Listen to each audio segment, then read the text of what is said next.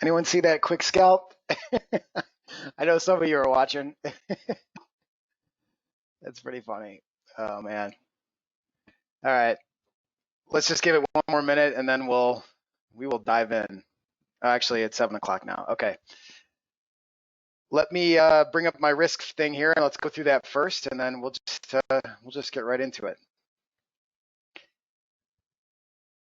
All right, folks, trading futures, options on futures, and retail off-exchange foreign currency transactions involve substantial risk of loss and is not suitable for all investors.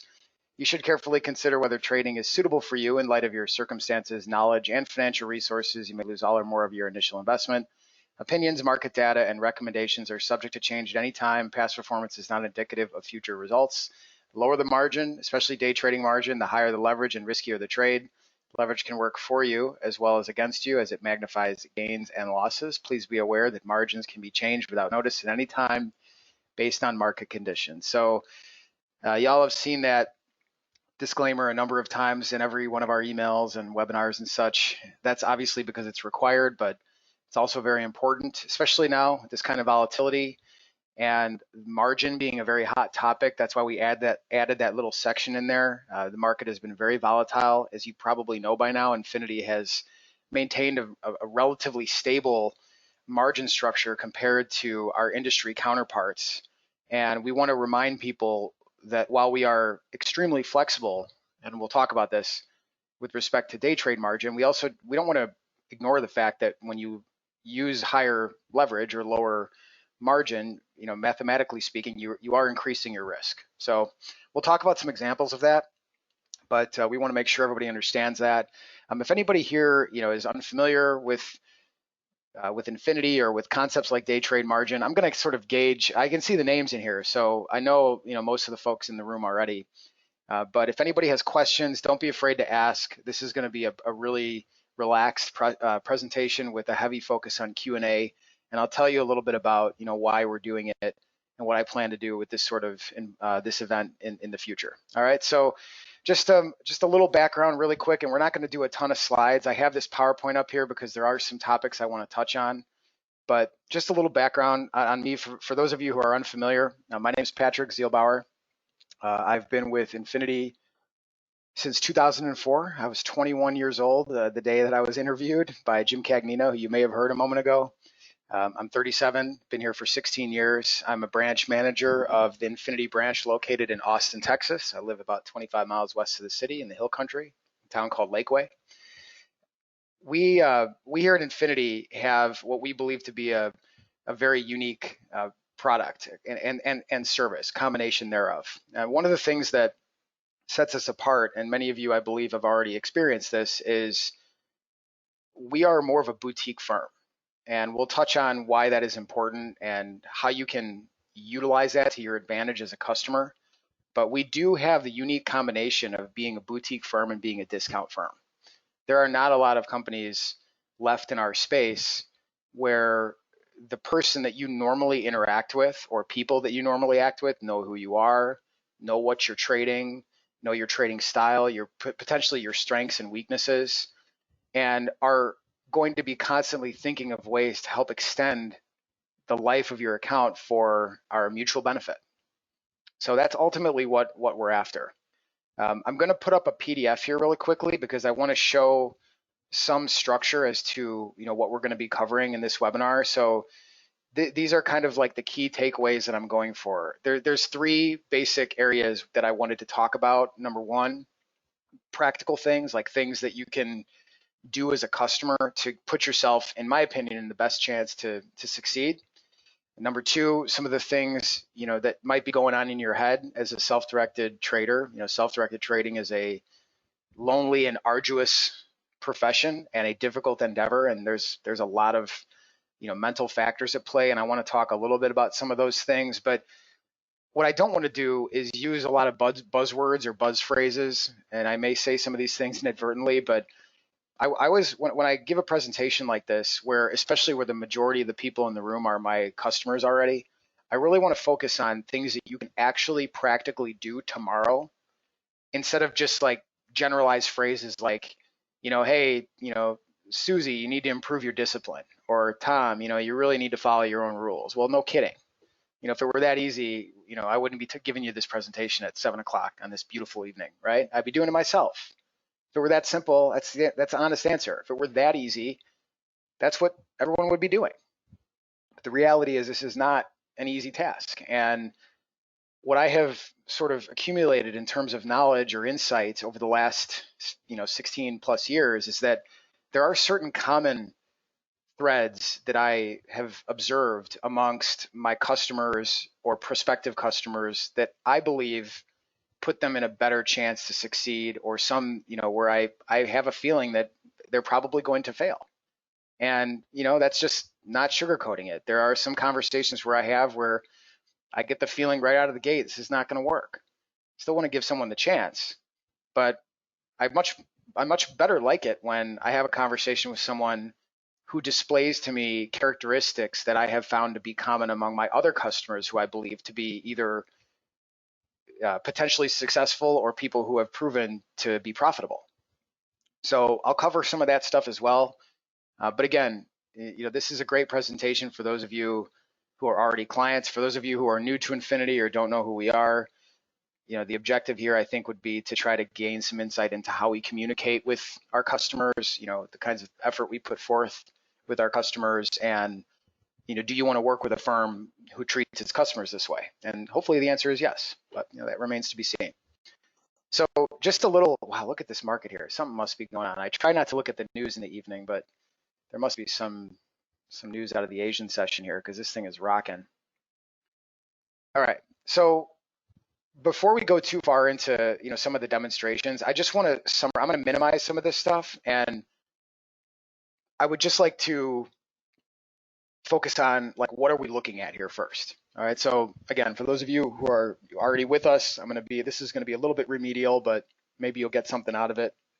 Anyway, we've got up here this window up here in the top right. This is what we call the scoreboard. Okay, the scoreboard is kind of like your home base. This is the window that you use to shut down the program when you're done for the day.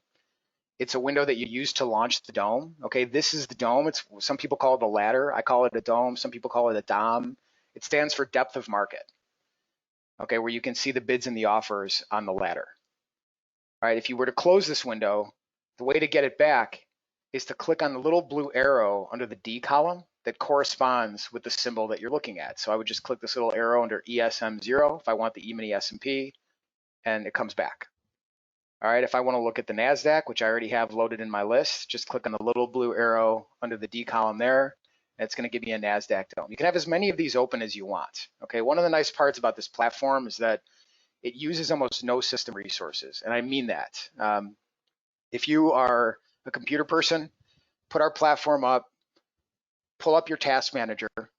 Okay, many of you guys probably and gals probably trade with or have used charts from Thinkorswim or TradeStation or something like that also, because we know a lot of you are stock traders. Pull up your task manager, look at the system resource usage of our program compared to any of these other programs. Even your Adobe or your chat client or your web browser, I will almost guarantee you that our system is using 1/100th of many of these other products in terms of system resources. Now that's a really hard thing to fit into an email or a spreadsheet when we're trying to sell our product. Okay, it's a very, very lightweight program. This matters most when things are cranking and there's tons of data pouring through your network and your computer is seizing.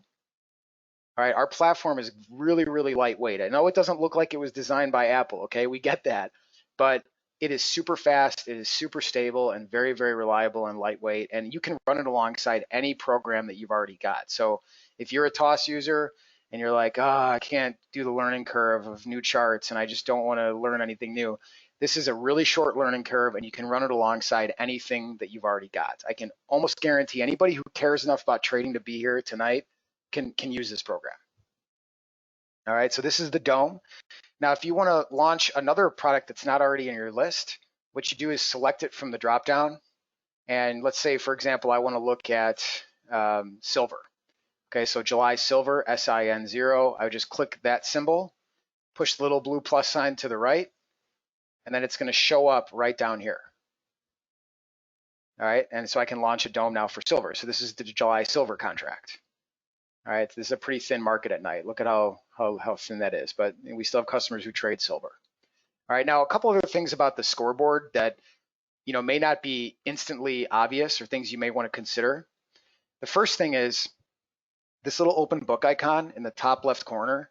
This is an open order window. It yields this tiny little thing here that can be expanded. This is a very, very good window to keep open or check on anytime you're flat, anytime you are walking away, anytime you get out of your trades and you're thinking, okay, I got to make sure I don't leave anything out there. Come check this window.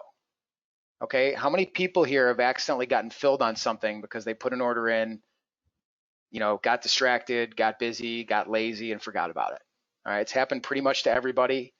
All right, I put the order in the wrong symbol, I close the window, something like that happens, you just don't think about it. All right, this should be part of your habit. So this is one of these best practice type things that I can tell you that you really want to try to do. Anytime you walk away, make sure you check this window. All right, here's an example of how this could happen. So I'm just going to put an order in on the E-mini S&P here real quick. So I just put an order to buy one at 3,042 3/4. Now just pretend that the market went up and I lost that order. So now I'm not looking at it, right? I'm not paying attention. The order's down here, just barely off the screen. I just can't see it. All right, what happens when I just get up and walk away from my desk now and then the market falls? Okay, I'm gonna end up long from here. So the way to get this window, there's a few people asking. Again, this little open book icon in the very top left corner, right here. This is a summary of all of your orders. As long as it says all contracts at the top, you're gonna see a summary of all your working orders across all markets. Let me put an order to sell a silver up here at 1788. There's my order to sell silver at 1788. All right, if you want to just cancel everything from one click, just hit cancel all, the orders go away. All right, so that's called the open order window. There's another window to the right of that. It looks like a little blue book with a red star on it, completed trades. For those of you who joined us like right before 7, before my mic was on, I put a little, this is a simulator, okay, obviously, but up here, there's a little order, a little trade window.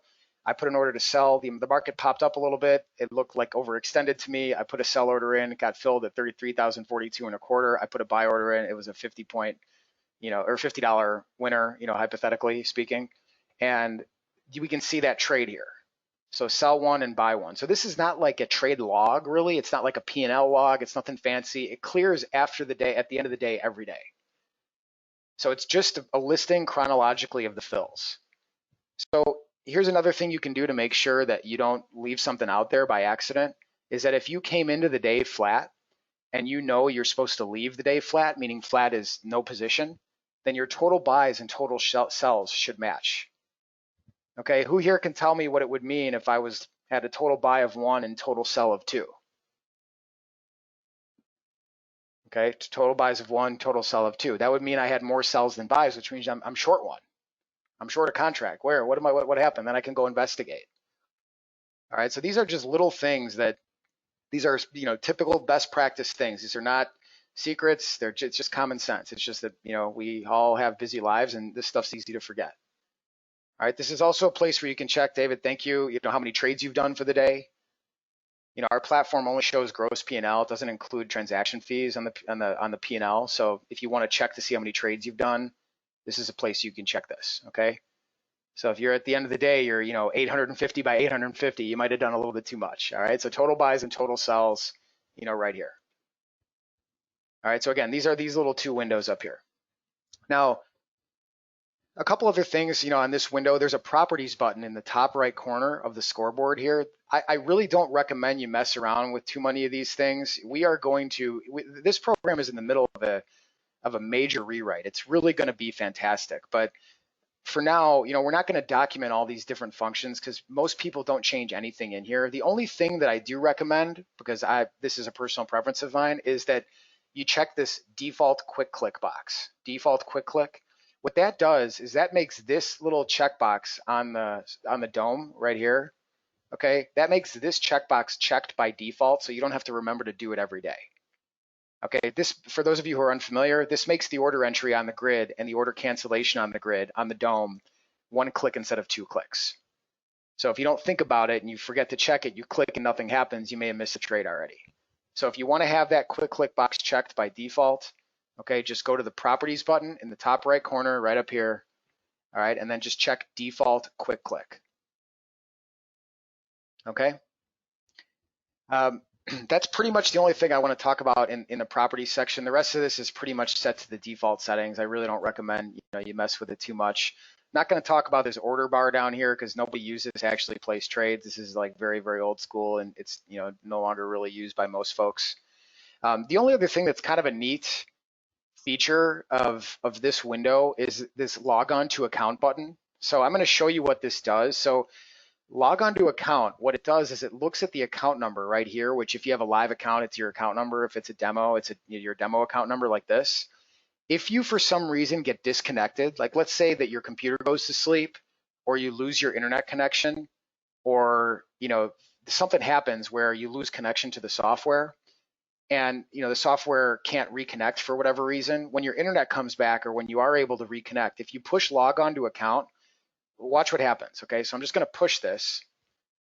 All right, what it does is it relaunches the software without you having to re-enter your credentials.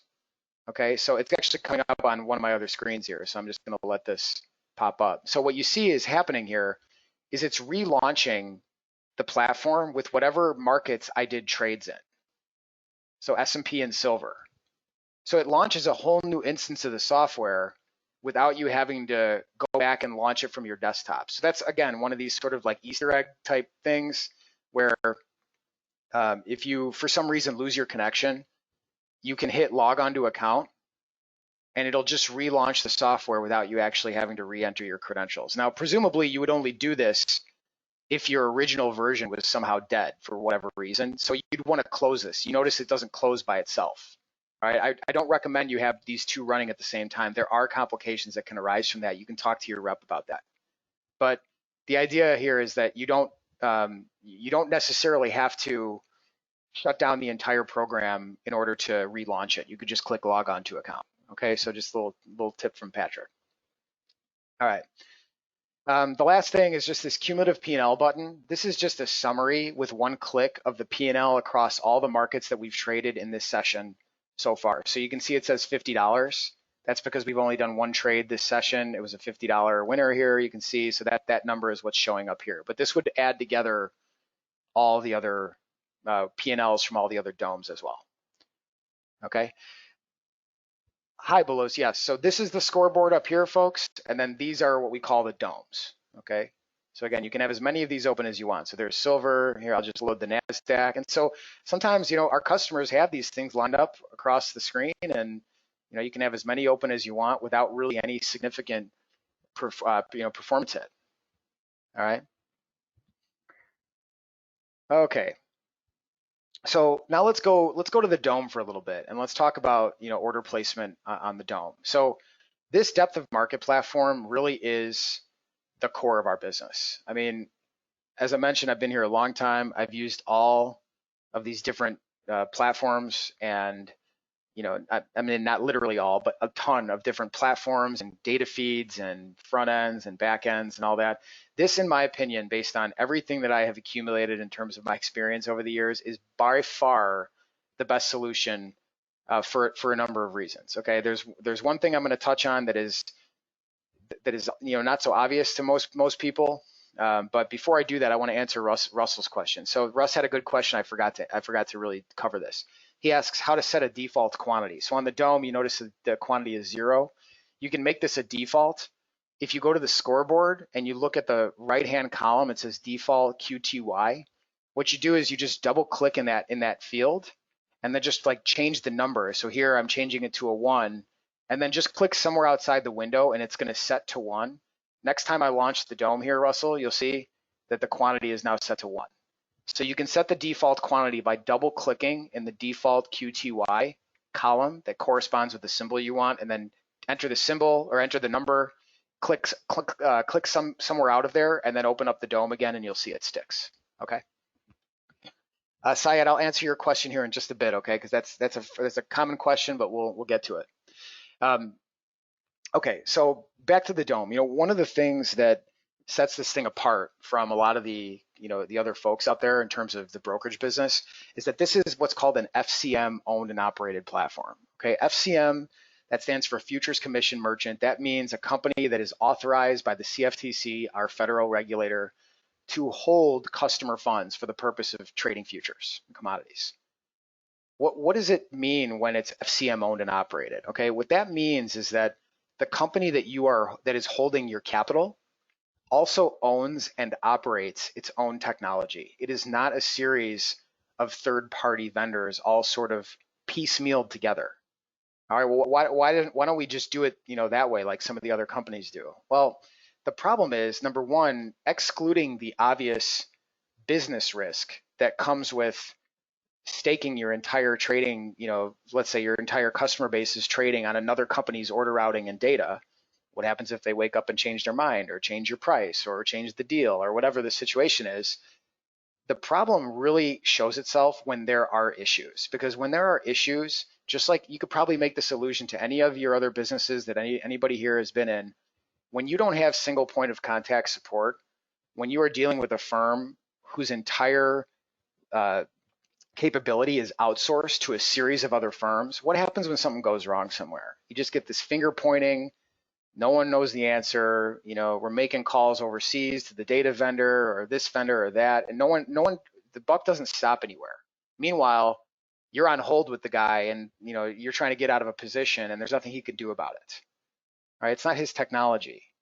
Now, I don't want to suggest that we are infallible from a technical standpoint. We are not. Nobody is, and anybody who tells you that they are is obviously BSing you. But having a single point of contact solution makes our job a lot easier, and that will translate to a better experience for our customers. It's part of the reason why we've become known for being so responsive. We get answers quickly. We pick up the phone when people call. We answer emails quick. These are all because we have a close relationship with our FCM who owns and operates their own tech. They don't have to outsource everything. So that is something that's really, really difficult to cram into an email or a spreadsheet. But if you've ever been in a situation where you get the runaround like that, or you're not getting answers, it's probably because the person you're contacting doesn't know the answer, because it's not ultimately their product that they're supporting. All right, that is a big differentiator. So again, tough to explain it to someone who's never been, down that road. All right, now from the dome, let's just do some quick order entry examples, and then we'll go to charting, and we'll answer some questions and talk about some other things. So when you want to place a buy order on the dome, okay, you just click in the blue column. Okay, anywhere you want in the blue column. These are all buy orders. Now notice that all the orders go in the limit column. That's because I'm clicking below the market. The platform automatically places the order as a limit order. Now, if I go above the market and left click, it automatically places it as a stop order. The software assumes that if I'm placing a buy order above the market, that I'm intending to place a stop. So you don't have to think in your mind about an order type. Just click in the blue if you want to buy. I'll hit cancel all, which will cancel all the orders, or click in the red if you want to sell. Okay, again, notice when I click below the market, the order automatically goes in as a sell stop. When I go above the market, the order automatically goes in as a sell limit. You can right click on individual orders to cancel them, or you can hit cancel all. All right, now I'm going to look over to the chart for a second, just because I want everybody to see that the charts and the dome talk to each other from an order management standpoint. So notice that I can also see the open orders here. All right, I can see my position. Remember, we did that $50 S&P trade.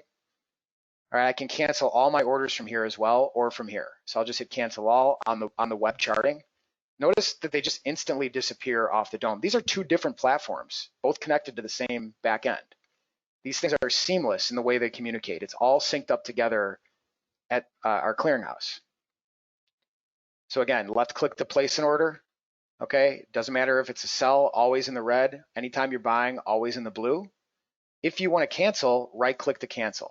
All right, now if you want to modify an order on the dome, all you need to do is left click on your order. Left click, let the mouse button go. Okay, don't hold it down. Just left click, move your mouse up, left click again. See how it turns into a little hand? We call this click and drop order modification. We don't call it drag and drop because you're not holding the mouse button down. We used to default to drag and drop. What happens is people would drag it and they let go of the mouse by accident because their fingers are sweaty or who knows what happens. They drop it in the wrong spot. This gives you a lot of control. Okay, so you left click, move your mouse up or down, left click again to modify.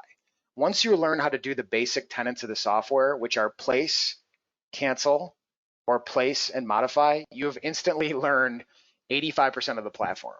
The remaining 15% in terms of order placement is some of the cool bracketing stuff we can do, which I'll demonstrate.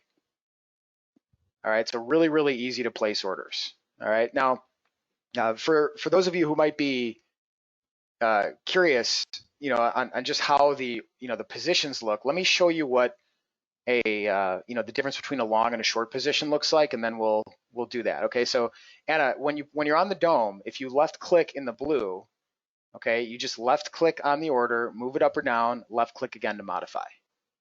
Left click, move up or down, left click again to modify. Okay, so you don't hold the mouse button down. Now I'm going to cancel it.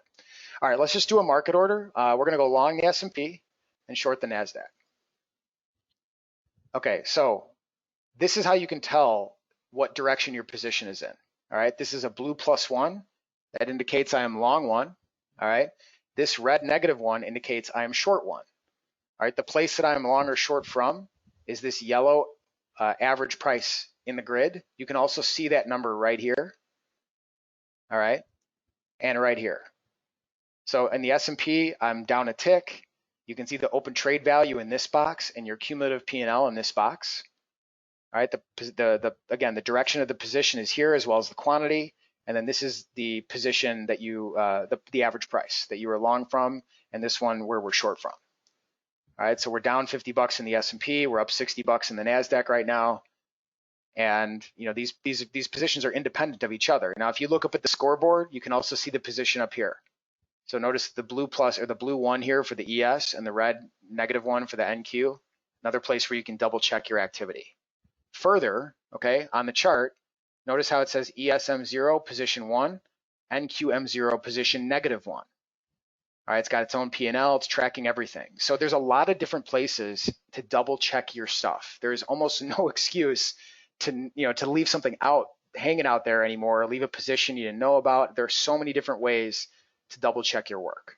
All right, it seems kind of silly to spend so much time focusing on error prevention, but by the end of the day, if you're like me, you're fried. I mean, the decision-making ability is reduced.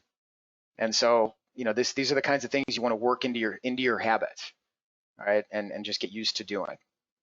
All right, Matt says, I forgot how much fun your platform was. Right on, Matt. It's good to have you back, man.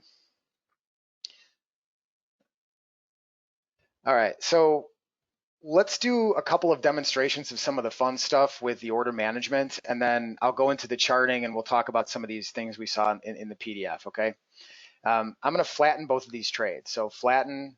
All right, now, one thing that I'd like to talk about the flatten button for a second, because sometimes I get a phone call like this, all right? So, hey, Patrick, I was up $100 in the open trade and I pushed flatten, and by the time I got filled, I was only up $75. What happened? All right, so in the S&P, that'd be 2 ticks worse, right? I was up $100 and I gave back $25 just by pushing flatten. What the heck? Flatten is a market order. And remember, when you trade and you sell at the market, you're selling at the bid price, not at the last price. So when you look at the dome and you see the blue marker across the middle, that is the last price. That is the price that your P&L is based on. All right, but look where the bid is. The bid's 1 tick lower. This is the current offer. This is the current bid. Okay, offer, bid. Well, when you sell at the market, you're selling the bid price. So if the market is at 75 and you hit sell market, you're going to get filled at 50 if the bid is in fact 50 when your order reaches the exchange. Further, when you hit flatten, you actually are you're giving up a little bit of time. Okay, why are you giving up a little time? Because when you hit flatten, the system first sends an order to cancel any working orders, and then right behind it, it sends a market order. So it actually is a little bit more delayed than hitting buy market or sell market. Okay, but why is that? Because again, it sends one command first. It sends a cancel all request to cancel any working orders that might be out there. Then right behind it, it sends a market order. So why would we do that? The reason is we want to try to avoid what is commonly referred to as a race condition, a double fill, meaning like you've got an order one tick away. At the very instant you push flatten, you get filled at the exchange and these two orders fly past each other and you end up reversed. That in theory could happen. It does happen, right? So that is something we try to avoid by pushing out a cancel all request, but it also slows down the transmission of the order just a little bit. So if you're clicking flatten and the market's bouncing up and down, you're going to get filled wherever you get filled. It's not a fee. It's not us getting in the way of anything. It's just that's the reality. So how could you speed that up a little bit? One way would be to use the buy market or sell market order button instead. The only downside to using the buy market or sell market is that you got to think about it. Okay, what would happen if I'm long one?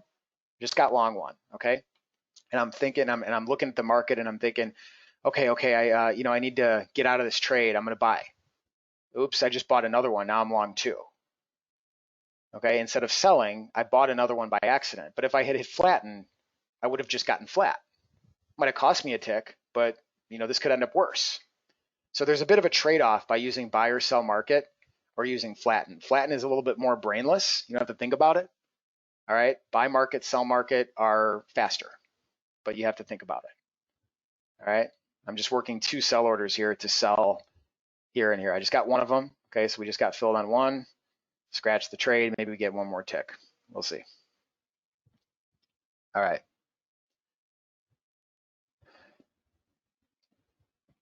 Okay, a couple questions that came through. Yes, Joe, we covered your market order thing. Matt, I think we covered the flatten cancel all thing. So flatten is to close a position. Cancel all just cancels working orders. So it leaves the position intact, just cancels a working order. Matt's question was, what's the difference between cancel all and flatten? Cancel refers to pending orders. Flatten refers to closing positions. Okay, cancel refers to not closing the trade, just closing the position, or excuse me, just canceling the order. Okay. All right. John, your question about that average position line, the only thing I can think of is there a chance you might be looking at charting the S&P but trading the micro E-mini S&P? I did that once by accident where I didn't get the average position line because I was actually looking at two different symbols. If that's not happening with you, then we have to. That's a question we got to bring to our support. John was saying he couldn't get this average position line to display on his chart, so I'll demonstrate what that is here once we get to the charting. All right, so the S&P picked up a little bit, and maybe I just want to put a stop at break even. So remember, I'm long, so I got to sell. So I'll just put a sell stop right here at 46.25, and maybe it keeps running. Who knows? But this way we've locked in a couple ticks, assuming we don't see any slippage on the stop. If this order gets tagged, we're going to be filled with a 2-tick profit. Okay, maybe it'll keep going. Here, I'll just modify it up a little bit. If it goes up one more tick. So the program we just got hit. So we just got stopped out. This position went back to 0, and we are good. All right, let's do a couple of bracketing things, on the dome, and just show some fun stuff there. All right, so let's do this. So simple bracket. Simple bracket, see this drop down right here? There's a couple of different choices. This is where you can put in a number of ticks of profit and a stop loss. Let's just say I want to do 12 and 20. Okay, check the little auto box right here. This auto box being checked is what controls whether or not this bracket goes out. All right, so profit, stop loss, this is all in ticks. So let's just sell one right now. Just going to sell one. Okay, we get filled to 59. We're short. Target here, 12 ticks away. Stop loss way up here, 20 ticks away. Where else can we see these orders? Remember the open order window? Okay, there's our bracket being displayed in a different format in the open order window. So we're now short one. So this is what's called a simple bracket, one target, one stop. Super easy. Probably the most common automated function that our clients use. Okay, you don't have to think too much about it. Just put in the number of ticks and just let it work. All right, while that's going, let's bring up July crude. Okay, and let's just do something a little bit more exciting with respect to bracketing. So This time, I'm going to show you how to set up a multi-bracket type trade. So multi-bracket is where you go into a position with more than one contract, and then you want to automatically scale out of the trade. Wait, real quick on the NASDAQ. So look at the NASDAQ's moves in our favor. Here's something you might do here, okay? Well, this is going to touch on what we just talked about. I'm going to hit cancel all.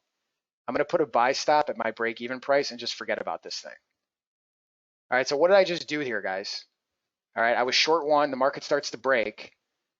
I canceled my bracket by hitting cancel all. I put a buy stop in at 94.59. I am now going to forget about this dome. I'm done with it until tomorrow.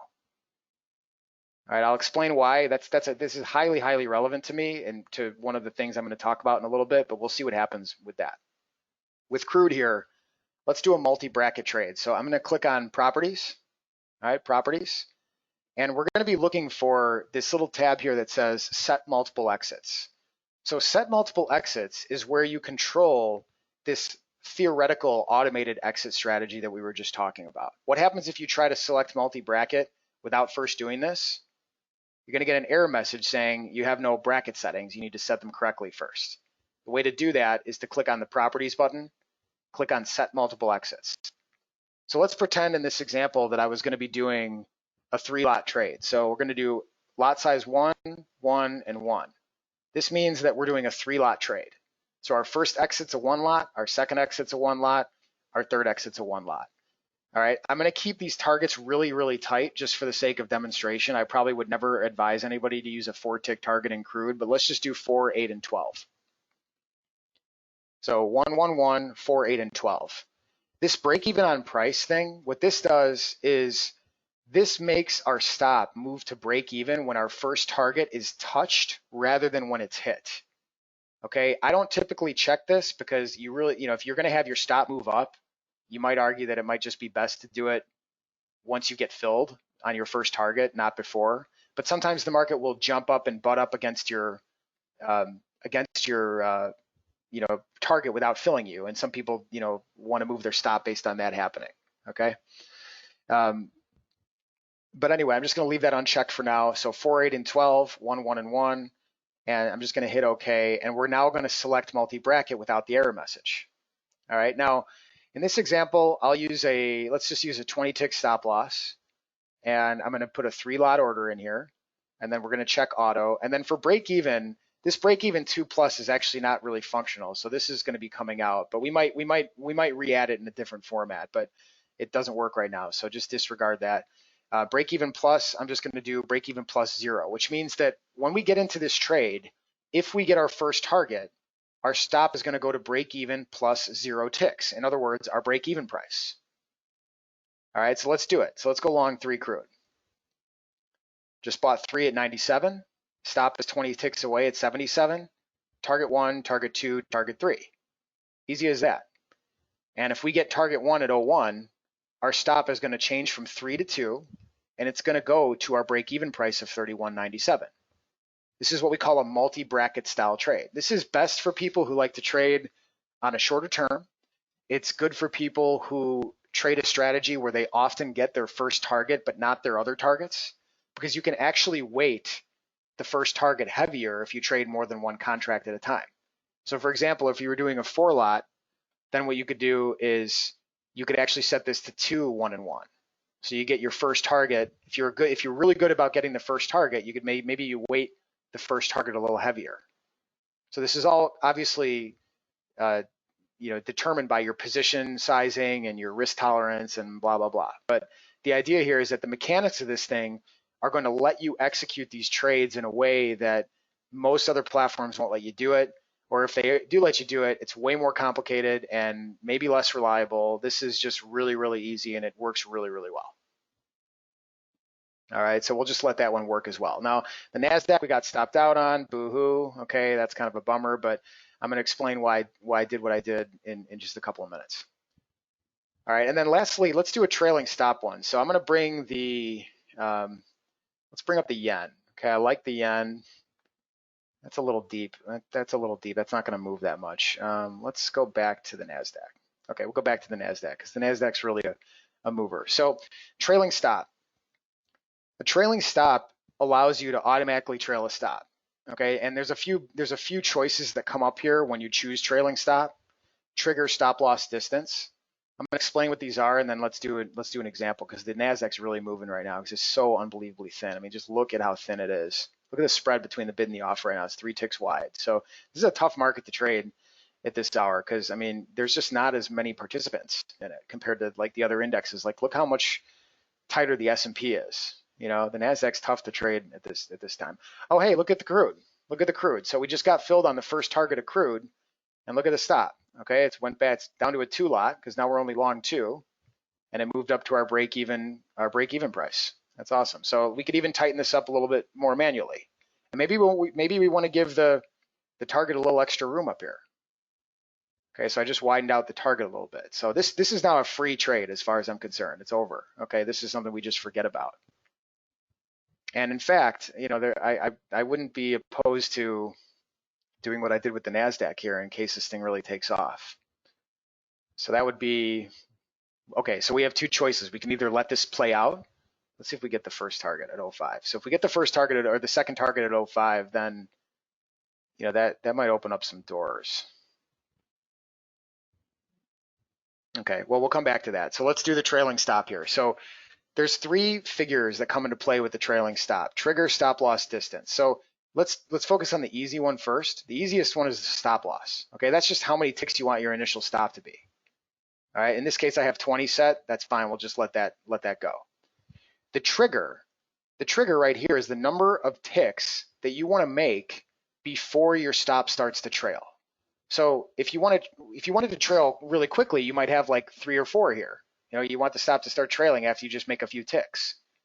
But if you want a wider target, meaning like you're not a target, but a wider, you want more confirmation in your favor before your stop starts to tighten up, that would be a justification for a larger value here. All right, so this trigger, I have it set to 12, but just for the sake of demonstration, I'm going to change it to 2. The distance is, once the trigger is reached, how many ticks behind the market are we going to trail by? All right, notice I keep hitting the center button. This is kind of like my nervous tick on our software. Okay, if the market starts to fly up like this, you hit center, just recenters it temporarily. All right, okay, so trigger of 2, stop loss 20, distance 10. What this means is that once we get 2 ticks in our favor, the stop is going to go to 10 ticks behind whatever that price is. So let's just see if we get lucky here. This would be just a pure gamble. So I'm going to buy 1 contract. Okay, we get filled at 63. Okay, the stop is down here at 58. So if we print 63.5, which is 2 ticks, then the stop is going to jump down or jump up from here to 10 ticks behind 63.50. All right, you're going to see that happen really, really fast if that actually turns out to materialize. So we'll see. I mean, this Nasdaq's really all over right now, but we could even buy another one just for fun. Let's see.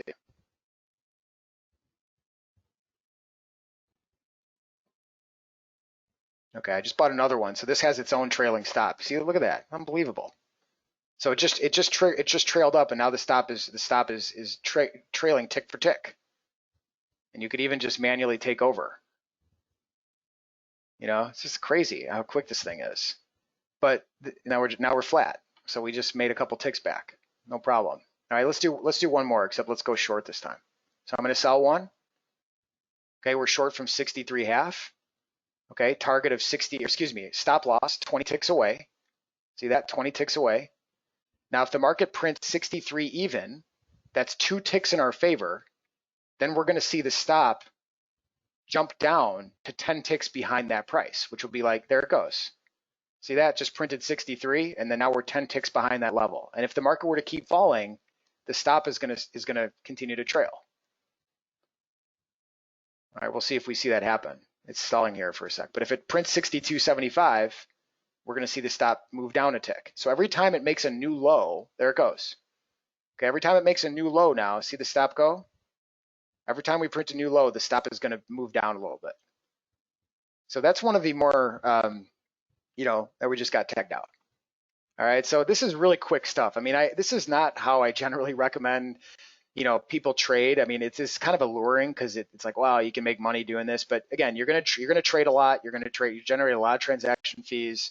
This is kind of frenetic, sort of frantic behavior This is not the kind of behavior I generally recommend. There are some people who can trade this way, I think could do well, but this is more to demonstrate the stability of the program. All right, it's really, really easy to use. And we've already covered basically the most complicated functions of the software. And this is it. I mean, if you can, and you don't even have to get into this trailing multi-bracket stuff. You can really just use it as a simple bracket and do everything manually and really, really get a good handle on it. All right. Okay, so that kind of covers what I wanted to show from an order entry perspective. I want to go through some of the charting as well, but I do want to talk a little bit about these practical things here, and because there's some stuff in here that I think that everybody, especially the people who are live clients, really could afford to look at again. So I'm going to bring up this PowerPoint thing here because I want to talk about these risk tools really quickly. For the live clients who are in here right now, how many of you, when you add contracts to your platform, how many of you think about what you want your limits to be? Or do you just tell our support desk, add the ES, or add the NQ, or add the natural gas? All right, I really want everybody to think about the position limits. All right, for those of you who are unfamiliar, whether you're a live client or not, consider this a review. Consider this an opportunity to review your limits. We have the ability to set individual unique position limits on a per customer basis. So that means that if you want your leverage set really, really high, like let's say that you have $20,000 in the account and you would say to me, look, Patrick, I would never trade a 40 lot in the E-mini S&P, but you know what? This is a small account for me. I'd like it to be available just in case something comes up and I really want to press it. I'd like you to set me for a 40 lot. I mean, we will do that. We have the ability to offer a $500 margin. So between 7 and 4 Central Time, we offer a $500 margin on the E-mini S&Ps and the NASDAQ and the Russell and the Dow and a lot of other markets too. But that's customer A. Customer B might say to me, look, Patrick, I know you'd let me trade 40. I got 20,000 bucks in the account, but I really only want to be able to trade a 5 lot maximum. And normally I trade 1 or 2. Sometimes I trade 3. 5 would be the most I ever trade. Can you please set me for a 5 lot? Because if I'm ever in a position bigger than a 5 lot, something is wrong. Maybe I fat fingered the order. Maybe I forgot to cancel something and walked away. Maybe I double clicked the buy market button by accident and I had 10 in the quantity. I ended up in a 20 lot, blow the account as a result. Okay, those are the types of things that are just mentally, financially, potentially debilitating. So this is, again, we're focusing on kind of like the least sexy part of this idea, and that is risk management. All right, position limits. Not a very exciting thing to talk about, but something everybody should consider regarding their account here. So if you're a customer and your game plan that you have hopefully typed or handwritten on your desk that says, Marcia, I'm only going to be trading, a maximum of 2 contracts, and if you go to our support team and say, what's my limit on the E-mini S&P, and they tell you it's 35, then maybe consider having them reduce it. All right, they can vary user to user. They can be different from one market to the next, and they can be changed under normal circumstances with relatively short notice. And by relatively short notice, I mean usually between 1 and 5 minutes. So if you're in a 4 lot NASDAQ position and your limit is 4 and you want to be able to add to the position or something like that, you can have the limit changed as long as it falls within our risk parameter. It's not like it's going to take 48 hours where you fax in a form and wait or anything like that. We have a dynamic risk system that, in my opinion, is the best in the business. And so it does allow for the very easy limit changing if you find yourself in a situation where you need to make an adjustment. All right, does anybody have any questions about position limits? Again, I know not a terribly exciting thing, but for those of you who are customers already, it's really something to consider. All right, and again, you have to examine your own risk tolerance. You have to look at your game plan, and there really is not a very good reason to have extremely high buying power if it's not part of your plan. It's kind of like walking up to a poker table with everything you have in your pocket. I mean, would you do that? Okay, I don't want to, equate these two things. I mean, I think they're very different, but, there is something to be said about keeping your limits intact. And really, ultimately, the discipline does need to come from you, right? I mean, if this is going to work long run, the discipline has to come from you.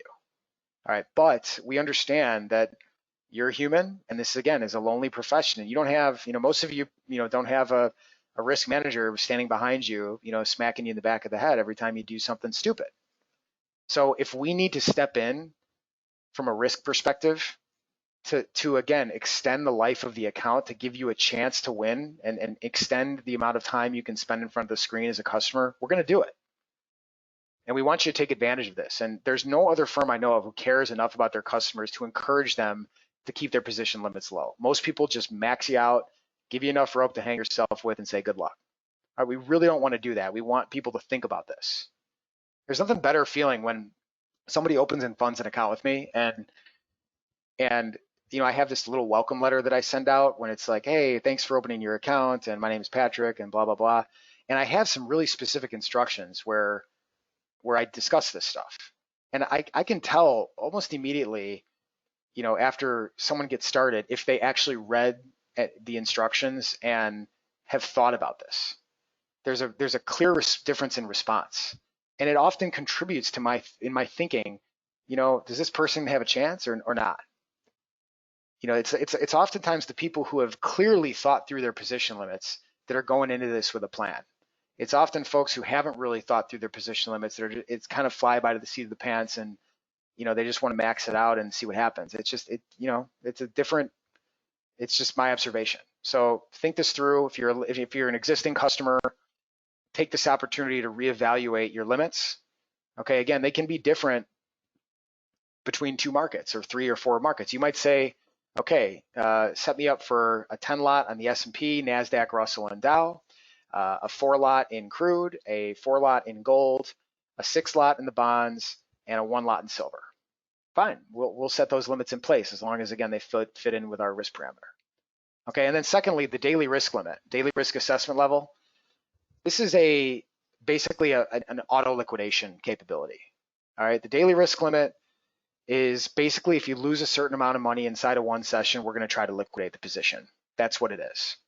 All right, why is it there? Ultimately, the main purpose of a daily risk limit is to protect the clearing firm and its customers from people going negative in their accounts. Okay, you can lose more than you have in your account when you trade futures. It's called debit risk. It's part of the deal. You're trading with leverage. Anytime you have leverage, you can lose more than you deposit. Situations may make it impossible to liquidate. Okay, how many limit moves did we see? Limit up, limit down situations did we see in the last 8 weeks? Okay. That's an example of a situation where it may be impossible for us to liquidate. The daily risk limit is not a guarantee, okay? It's not something to rely on as a stop loss. It can't protect you against a limit move. It can fail. It's a computer system. It's basically a market order and cancel all your orders when you lose a certain amount of money. But some people have used the daily risk limit as an extra little security blanket, and we don't have a problem with that. And here's what I mean by that is, like, when you fund your account, let's say you put $20,000 in the account, we normally set the daily risk limit somewhere around 50 or 60% of the balance. So that means that you'd have to lose, in this example, if it were 50%, you'd have to lose $10,000 in one session before our system would kick on and try to liquidate.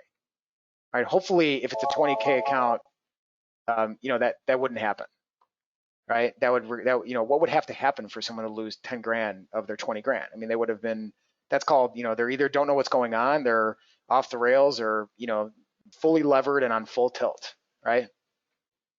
That person with the 20 grand might say to me, look, Patrick, okay, I trade 3 lots, and I've had some trouble in the past with my discipline, and I should never be down more than $1,000 in a day. If I'm ever down more than $1,000, something's wrong. So why don't you set the risk limit to 2,000? Okay, so why would they set it to 2,000 and not 1,000? Well, number one, we don't want, this risk limit should never be hit. If you're managing your own risk, it should never, ever be hit. But we don't want to set it right where someone might be managing their own risk. We don't want to bump someone out of a trade that they wanted to stay in. This should really be like a last resort type thing. But it does make people feel good knowing it's there. And that, an example would be if you, forgot to close a position or something and you walk away, and, maybe we save the account by having it in place at a tighter limit. I mean, maybe not, but maybe we do. So it does serve a duplicate or a secondary function in the fact of, in the form of making people, feel good that there's more than one sort of defense between them and zero, beyond themselves. So contract limits, daily risk limit, those are tools that you as a customer should utilize in some way. I don't mean as a stop loss, but I mean as, think about it. And you might not need to change it. I mean, if you got 50K in the account and your risk limit's 30 grand or 25 grand or 30 grand and you're okay with that, that's fine with us too. Okay. This is purely, the adjustment of that is really something that you would want to make because it makes, it brings you value of some kind. Okay. If you make a bunch of money or if you add money to the account, make sure you change your limits. Okay. We don't change them automatically to the upside. Sometimes we have sort of informal arrangements with people where we might adjust their limits if we see them add money or something like that. But that's not the company line. If you ultimately need to know where your limits are before you start trading. So if you add money to the account or you have a great week or something and you want to increase your limits the next week, make sure you let our help desk know. All right. If you need to make changes to your limits, most of you have this information, but you've got the 24-hour desk and the support email address. So if you need to do something in a hurry, you can call the help desk. They're there basically 24 hours a day, 5 days a week. So starting Sunday night until Friday's close. A couple things I want to touch on with respect to day-to-day management. Make sure you read your statements every night. I mean, there's nothing less exciting than reading daily statement, especially if you had a bad day, but especially read your statement Friday night. Okay, that means you can read it Saturday or Sunday. All right, do not trade on Friday and then not look at your statement over the weekend. Okay, if you are in a position over the weekend that you forgot about, which is obviously unlikely, if the market opens flat on Sunday and then you could have gotten out scratching on the trade, but then there's a huge move up or down against you Sunday night, and by the time you realize it, it's Monday morning at 7 o'clock and your account's blown. That is the dumbest thing of all time. I'm sorry. Okay, that is so unbelievably preventable. We do our best to make sure people are properly margin going into the weekend, but ultimately you got to manage your own positions. Make sure that you know your positions going into the weekend. And if you found that you somehow got in something and you weren't sure how it happened, but whatever, you're in it. Make sure that looking at your statement on Friday could potentially save you a bunch of money, because that means that that Sunday at 5 p.m. Central, you know where you got to be, and that is in front of your desk trying to bail out of your trade. So hopefully if that happens, the market hasn't moved anywhere and you end up scratching on it, or maybe you make money on it. If you're lucky, great, but just make sure you look at your statements every night, especially on Friday night, and especially Friday's statement rather, sometime over the weekend before Sunday. Okay, that's just a good habit. Know your daily risk limit, check your open order window and completed trade window. We already talked about that.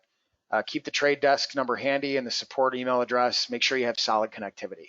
Okay, if you're ever in a position where you're not sure if an order went through, maybe your internet was going in and out, or you had a problem with the network or whatever, call us. Okay, don't email us, call us. That's why we have a 24-hour desk. It's specifically for that. It is better to call and bother us than to not know that you got filled on something, or you weren't sure if something got canceled and you get filled on it later, or maybe it never went through and you thought it did. Whatever the reason is, pick up the phone and give us a call. For those of you who are not clients and you dread the idea of picking up the phone and calling your broker, calling us or our help desk is not like calling your cable company. I mean, know your account number. It helps to know the markets you were trading. Most of the time, okay, in a normal circumstance, we can be in the account in, I don't know, 10 seconds, 30 seconds, a minute. I mean, we are good at picking up the phone, especially our help desk, and they will move quickly if you give them the opportunity. So know your account number, helps to know the markets you're trading. Any context you can provide about your orders when you call helps. But our team can be in there quickly under a normal circumstance. So if you are in a jam and you're not sure, it's best to call. Just another best practice, thing to think about. All right.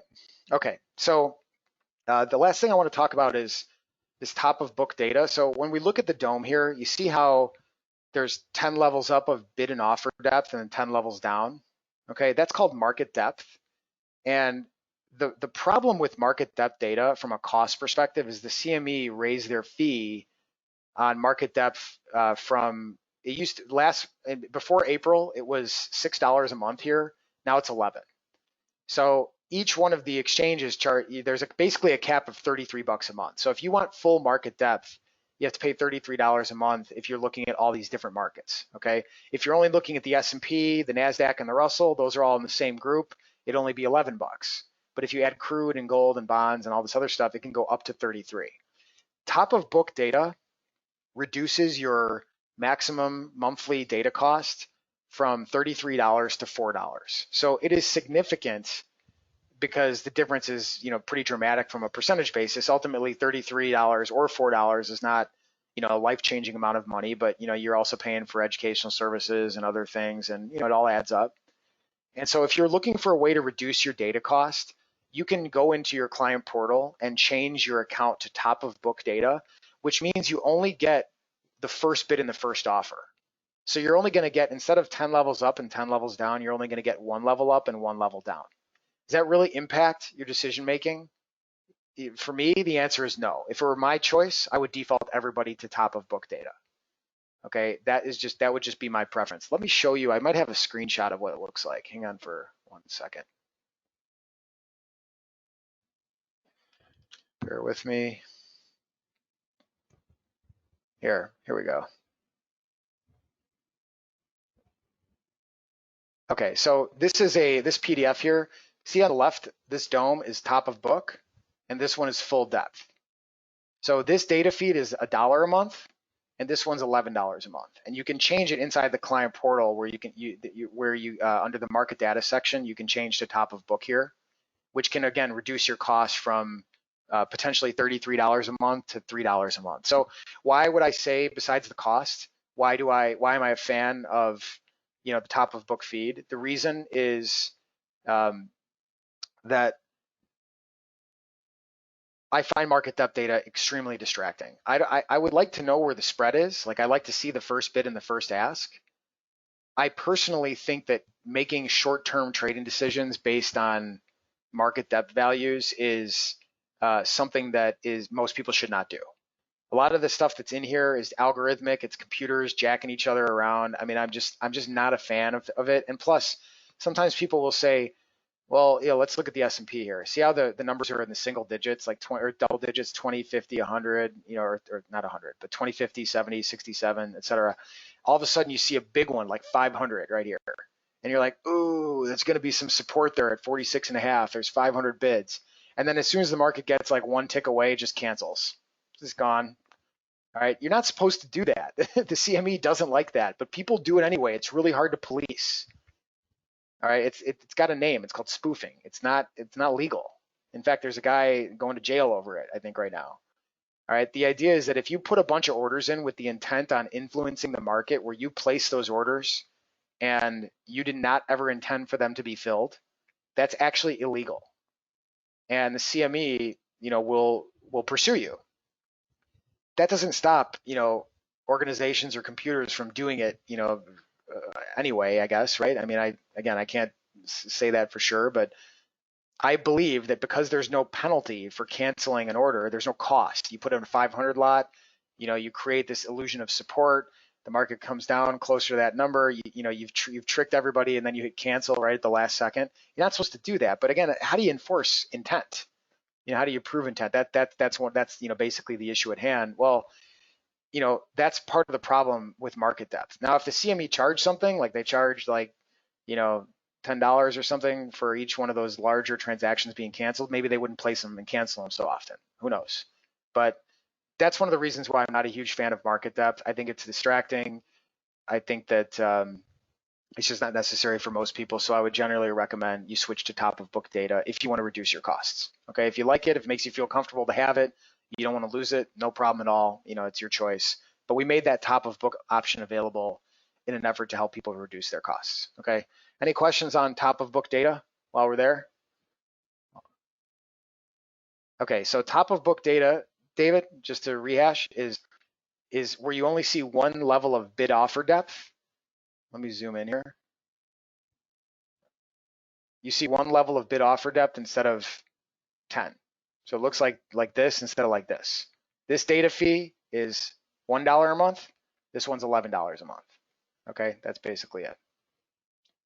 All right, and so you have the ability in the client portal to change that. And if you don't know where it is, just send me an email. Anybody, send your rep an email, whoever it is, and they'll show you where to change the top of book option.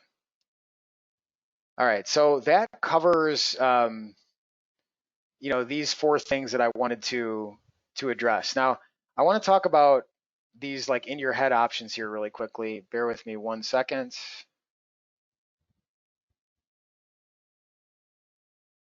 Okay, sorry about that. All right, so let's talk about these things here real quick. Now, this goes back to the the psychology stuff that I wanted to discuss, and there's a word, I'm going somewhere with this. Okay, so don't let me lose you. There's 4 things that I think people need to be reminded of from time to time. All right, and that is, and these are things that I believe help put you in a better place mentally. All right, the first is, and it's very difficult if you're in these rooms, but trading room FOMO, okay, fear of missing out, huge problem. I love some of the trading rooms I listen in on. All right, I've learned stuff. I love being in there. I love the discussion. I like listening. I like having something in the, kind of going in the background where I might be learning from somebody. I listen to a lot of different trading rooms.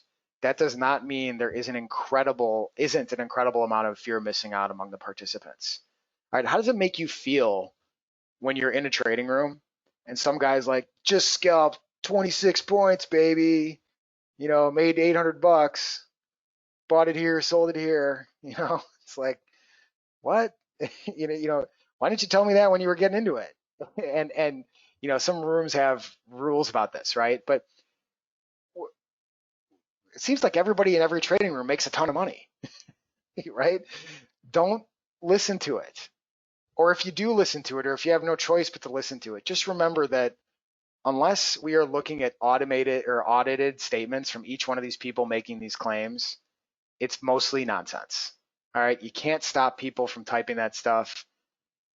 There's a very good chance that a lot of the people who say those kinds of things aren't actually doing what they say they're doing, or they're probably trading in a simulator. Because how's this guy that good? He literally always talks about every winner. It's like, it's unbelievable. All right, I wish the people who did that knew how it affects the other people who are trying to learn. I just don't think I don't think it's a positive thing. I think there are aspects of the trading rooms that are positive. I think that kind of commentary, where it's often coming after the fact, is really damaging. And it's really for what it's feeding the ego of the person who's communicating that way. So it's a bunch of nonsense most of the time. Try and get it out of your head. I agree, it's nearly impossible to do, but you just got to try. All right, everybody's felt it, I'm sure. Don't forget he did it from his Lambo. That was one of the comments. Don't forget he did it from his Lambo. Exactly right. All right, just try and write it off as best you can. I mean, there's nothing you can do. Secondly, risk capital. All right, I don't know about everybody here, but I have an emotional attachment to money, and it makes it very difficult for me to designate money in my brain as risk capital. All right, everybody's got a different view of money. They treat money differently. It's obviously all history and personal experience and whatnot. Mine comes from the fact that I work in a volatile industry, and sometimes it's good and sometimes it's bad. I mean, that's just the truth. I had to learn some hard lessons related to that along the way. All right, but if you're going to trade futures, you must be able to consider the funds in the account risk capital. If at the back of your mind, if you make a losing trade, that your mind takes that loss and subtracts it from some other liability you could have paid, that's not risk capital. You need to be able to disconnect yourself from the money in the account. When I say that you should do that to be more robotic, I don't mean you really be a robot. I mean, there's a very big difference between making a trading decision that turns out to be a loser and it feeling like, you know what, I followed the game plan, this one didn't work out, let's move on to the next, versus it being like soul crushing that it happened. Or if your mind races towards something else, that's on your plate from a liability standpoint, that is a difficult condition to make risk capital or to make good decisions just in general. I mean, just decisions in general are hard, when you've got these things hanging over you. So, you really want to examine that. I mean, that's, I don't think it's an overstatement. I think that it is true that you must disconnect yourself from the money in the account. You must pretend like the money is already gone. All right, take it out of your net worth calculation if you do that kind of thing. Think about the money is already being gone and make decisions based on your plan.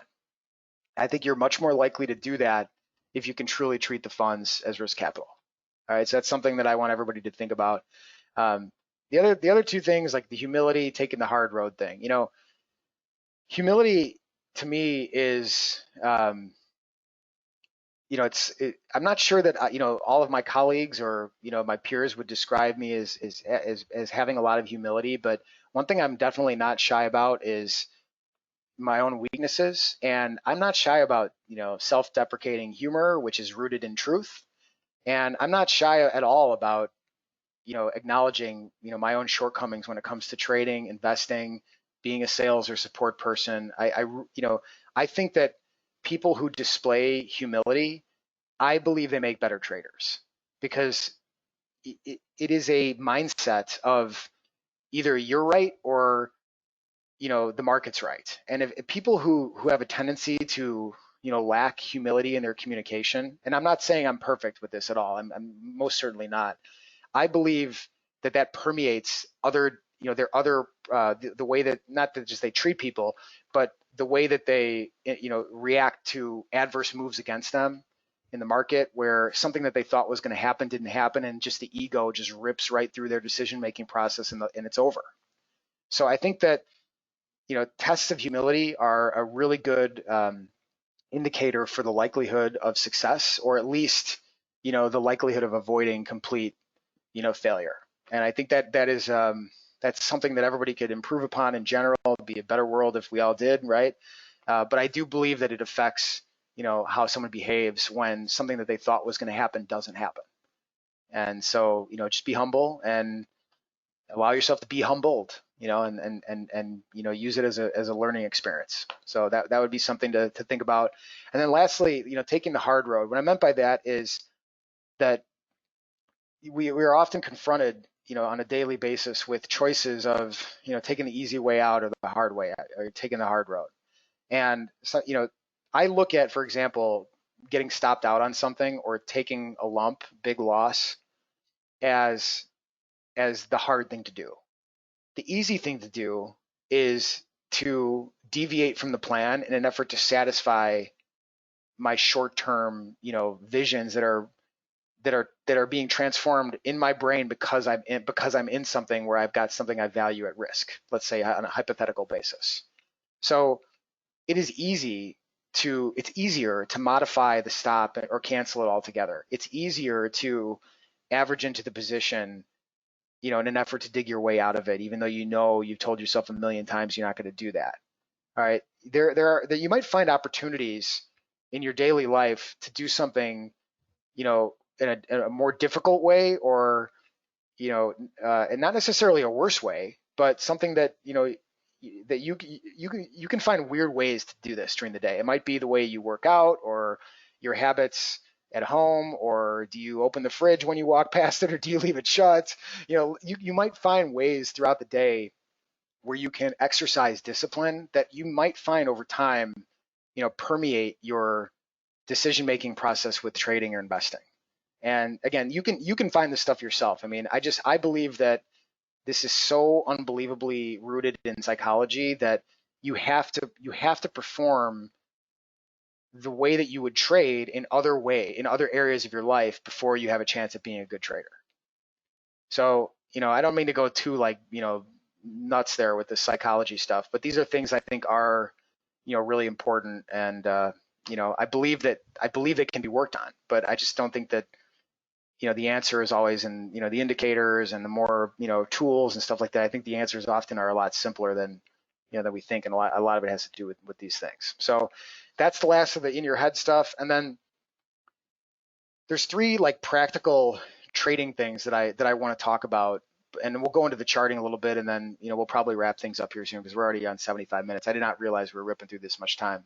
So thanks for those of you who stuck around. But Sacrificing open trade equity was what I was trying to do with that NASDAQ trade. So if you find yourself in a position and things are working pretty well, put your stop at break even or break even plus a tick, cancel your target, leave, and come back sometime before the close. Why would I tell you to do that? All right. It is nearly impossible, I think, for you guys or gals to catch a running trade that, for example, lasts all afternoon if you are sitting there micromanaging the thing, every 30 seconds on your 55 tick chart. You're going to strangle it. Okay. Once you get over the idea that sacrificing open trade equity and maybe taking a stop at break even isn't actually a loss, you will open up your world to the opportunity to catch a runner. You need to catch a runner every now and then to make this worth it, to make it worth it to pay for the scratch trades and the break evens and the commissions and, to justify the reason why you're doing this. It doesn't have to be every day, or every week. It could be once a month or even once a quarter or something. Something to remind you that it's doable. If you are sitting there eyeballing it 24/7, you're never going to do it. You're going to talk yourself out of it. As soon as you get a little retracement like this, you're in this trade, you caught this 3-bar thing here and the market starts to bail, you take yourself out right here. And then of course we rally another, 20 points. How many times has that happened? There's nothing wrong with putting a stop at break even and walking away. What are the 3 likely outcomes that happens? Let's say you're up $300 in an S&P trade, 6 points. Okay, market's not crazy volatile. It's 6-point move is a decent move in a relatively calm market. Maybe it's 12 points or something in a more volatile market. What are the 3 outcomes that are likely? Number 1, you're stopped out at break even, boo-hoo. Number 2, you're in a modest winner because the market has come down from your high point, but you haven't been stopped out yet, so you're still in the position with a decent winner. Maybe it's floating around right where you left. Or number 3, you're in a huge winner and the thing ran all afternoon and now you're coming back and the S&P rallied 28 points. That is, how else are you going to catch a trade like that? I'm not going to be able to stay in that trade. I don't know about anybody here. That's a difficult thing to do. So once you do this a couple of times where you put the stop in and you go focus on something else for a little while, just come back and check it or look at your phone. You can access AT charts from your phone, right? Come back and take a look at things and maybe you caught one. Once that happens, it's going to change the way you look at trading, especially with respect to the placement of stops and the value of your time. So that is something practical. I think when I said earlier that I didn't want to just do a bunch of mumbo jumbo, that is something that everybody can practice this tomorrow. You can't, you could do it tomorrow. If you find yourself in a decent position, save yourself a whole bunch of transaction fees and just put your stop at break even and walk away for a bit. All right, so try it and tell me if it works. I've gotten good feedback from people, on that, and you're going to give money back. You're going to be up $250 and you're going to end up scratching on it. It's going to happen. But you may also catch one that runs, maybe it's worth a couple grand. And how else are you going to catch that trade if you don't do what I'm describing? Be honest. All right, so that's something to think about. Trading around the edges, I like to use this indicator here that's called an Mpd line. Okay, Mpd indicator. It's under studies. If you add it, it's right here under AT Mpd indicator. When you add it, it only shows the VWAP, which is the middle line. If you want to add the other lines, you got to check these other 2 boxes. What this indicator is it looks at the VWAP, which is the middle, the volume weighted average price. And then it takes the daily range, which I always start this at 5 p.m. So this one started 3 hours and 20 minutes ago at the open. I always like to use I like to anchor. Some people call this an anchored VWAP. Okay, I anchor it against the prior day's open. Today's open, which normally this would be tomorrow morning. I'd be talking about this, so that would be last night, which is now. So I anchor it against the actual open, 5 p.m. Central. Okay, and you have a choice of that in the settings section. You can choose a date and a time. All right, and then what it does is it takes the range of the day, divides it by 2, and then adds that to the VWAP and subtracts it from the VWAP. And that creates these big Bollinger Band-like lines. And then the blue lines that I have are midway points between the VWAP and the MPD, maximum permissible deviation, MPD. For those of you who are bad trend followers like me, and you prefer to sell strength or buy weakness, scale into positions, this is a concept called trading around the edges that works generally much better in choppy markets. So when everyone else is complaining in the trading room about, oh, it's too choppy, blah, I can't trade this chop, blah, blah, blah, that's usually when a person who's trading a reversion to the mean type strategy is doing the best. When the market trends in one direction the whole day, someone who trades this way either is not in a trade or takes a loss, or God forbid, blows themselves up. So this isn't for everybody. Counter trend trading requires you to be disciplined. It requires you to have kind of an uncle point, like a pain point, where you're willing to just, to bail altogether. But the MPD indicator is basically, and I wouldn't really look at these lines at this time of day. Usually I look at these lines starting around 4 or 5 in the morning Central Time. And you'll start to see that they often will act as, like, when there's no conviction in the market, they'll act kind of like bouncing points. So sometimes the market will just kind of bounce between these lines. And what you're basically doing is you're looking for a reason to be short as the market breaches the upper MPD, or go long when it breaches the lower MPD. Now, this is very contextual. It's not something, in my opinion, that can necessarily be automated. Let me give you some examples of that. Okay, so let's say that the market is going up towards the upper MPD line. Well, the best time, I think, to short a rallying S&P is when the other indexes appear disjointed. So for example, like if the S&P, Nasdaq, Russell, and Dow are all ripping through the upper MPD line at the same time, that is probably not a market you want to go short. All right, but if the S&P's up and the Nasdaq's kind of in the middle of the road or down, and the Russell's kind of nowhere and the Dow's mixed in somewhere, that to me demonstrates lack of conviction. That would be a market that I would generally not be afraid to sell. Another thing people often use with a counter trend trade is the NYC Tick. Okay, I just added it down here. It's not displaying anything right now because it only starts working at 8:30 in the morning. But if you see massively high tick readings, then, especially if you get like over 800 or 1,000 with us, something like that, you might start to see a good opportunity to fade the market. So if you're seeing the market rip through its upper MPD line and the tick reading is really, really high relative to what you've seen prior, that usually is not sustained for very long. You might find a good way to get short. The other thing I mentioned in the bottom, some of you may have wondered why I have the yen down here. The yen is a counter trend. It's a flight to quality instrument. Oftentimes, the yen will have an inverse relationship with the stock market. So for example, if the market is falling, let's say the market is falling and it's ripping through that lower MPD area, all right, that is a market that maybe I might be willing to buy. But if the yen is making a new high while that is happening, that usually represents a flow of money out of the stock market into a flight to quality instrument. That would probably prevent me from going long that market, hypothetically speaking. So, there are other, you can look at bonds, you can look at the yen. This strategy, in my opinion, is far more effective pre-COVID because the market was way choppier. It's a lot more difficult right now to trade this way. So I do not want to understate the risk of counter trend trading when we're getting crazy Fed candles and Trump's tweeting and who knows. I mean, it's just really wild. So I mean, you really, really got to be careful if you're going to do any kind of counter trend trading in this market. I think that you're best off, looking at this strategy very, very carefully right now. Again, no strategy is perfect, and the kinds of movements we have seen have caused me to, pause the idea of really publishing a lot of information about this idea. But I still think it's valid. I think that we should all, be open to, different ideas, and we should all, again, be willing to incorporate things that, that speak to our strengths. One of my weaknesses is trend following. I'm really bad at trend following. That's why I gravitate towards counter trend strategies, and I tend to be a lot less active when the markets are trending than when they are not.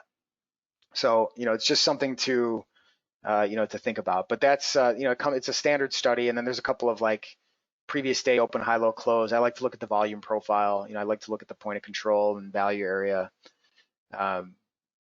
And so that's what the volume profile is. But the charts are pretty clean. The The candles are a study called the grab candles, which is from Rocky from Simpler Trading, and basically it paints the candles bright green if we're above what she calls a 34 EMA wave, and then so if we have a positive candle but we're above the wave, they get this hollow green, and then if it's a down candle but above the wave, there's green, there's solid green, that would be like a red candle. And then if you're in the wave, they're blue, and if you're below the wave, they're red. So the reason I like those is that it just reminds me of where we are in the overall trend, because they're based on a 34 period EMA. So it's just a way, it just speaks to me. It's a reminder of where we are in the overall trend over the last 34 bars based on an exponential moving average. All right, Anna, thanks for coming. Appreciate it. Eric, the NYSE tick, if you go under studies and you go under AT:NYSE tick, it's right there. We also have the trend, and we're probably going to add some other market internals also, but just remember you won't see any data until 8:30 tomorrow Central Time. All right. Right on. Okay. Let's see. We're going to have to wrap this up because we're going on 90 minutes. So, we'll do another one of these here really soon, I'm sure. But, the study, the charting really is not a terribly difficult thing to learn. I mean, you've got studies, you've got some display characteristics, you've got the ability to save your views. Views is like a series of indicators, so you can save what you have here and name it something. Time frames are right here. You can change the symbols right here. I mean, there's not too much to learn. James, your question with the overlays, you can do a compare function. We're going to expand upon this, but the compare function allows you to add another symbol and then it'll show as a percentage. So what it does is, the only downside to it is it changes the scale to percentages, but you could, for example, have another chart open. Like, let's say that I were to duplicate this tab. I'll just bust it out for a second so I can show you this. Actually, this is not a bad idea. So you might have a separate chart open. Let me clear all the studies. I'll just make this chart a regular candle chart. So there's the S&P, and I could say, okay, there's the NASDAQ. Okay, so it adds it as a green line. So it changes the scale to percentages, but I can also change my S&P to a line chart. So I can see that my S&P is up this much and the NASDAQ is up this much. And if I want to add, let's say, the yen, 6J, okay, it's going to add that with a color that I can choose. So I can see the yen is here. So if you want to have like a separate chart running where you can just kind of see the different markets and how they're doing, that is possible. You could also do that, without affecting your main screen. Kind of a neat thing. So that's called the compare function. It's right here under the symbol. All right. If you want different time frames as well, we don't have the ability to show more than one time frame inside one chart, but if you just want to duplicate the tab and bust it out of the window, you could have as many of these open as you want. There will come a time where this stuff will all be available inside one. Oops, I just mixed these together. Sorry. Hang on.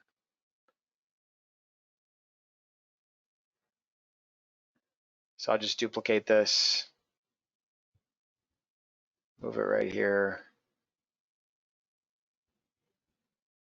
All right, so if I want to make this one, let's say I want to make this one a 5 minute, and I have the other one is set to 15 minute. I can also remove the compare functions here.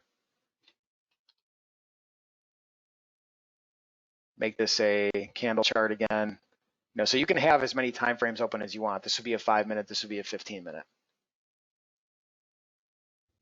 All right, another little sort of trick that you could do is, if you have trouble reading something or the sizes are too small, you can actually go into the settings. Like I use Chrome here, and you can use the zoom function. And the nice part about that is that it only affects the browser, so it's not affecting the rest of the stuff on the screen.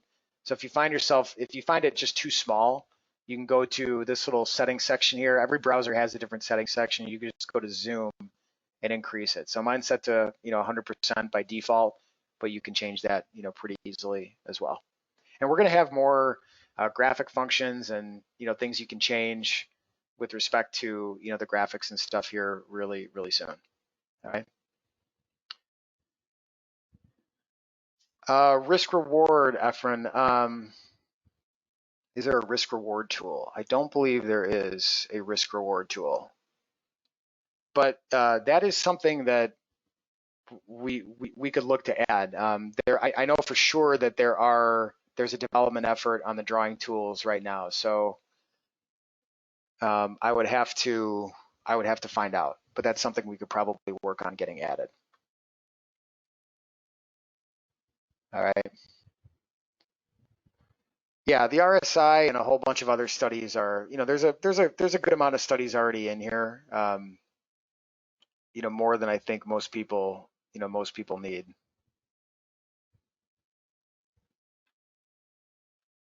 me see here. Here's basically the complete list.